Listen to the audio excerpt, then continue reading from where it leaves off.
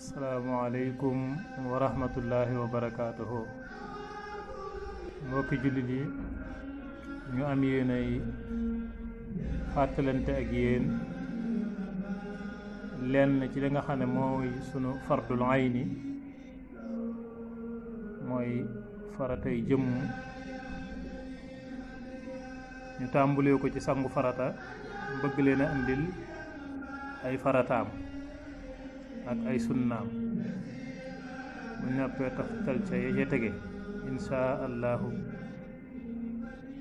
kon faratay sangu ñeent la.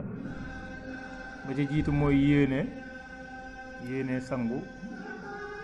ñaareel ba mooy bomb, mooy farata yaram bépp, booy sotti ndox boole kook di bomb. la ca sa loxo jutut nga ut sarbet wala jumtuwaay boo ko mën a bombe. ñetteel ba mooy gaaw mooy jokkale sangu ma. loo def ba noppi rek teg ca la ca war a tege ba baa sangu ma di mat. ñeenteel ba mooy matale mbooleem yaram bi ak ndox fépp tooy. kon farata yi mooy yéene, bomb, gaaw, matale yaram bi ak ndox.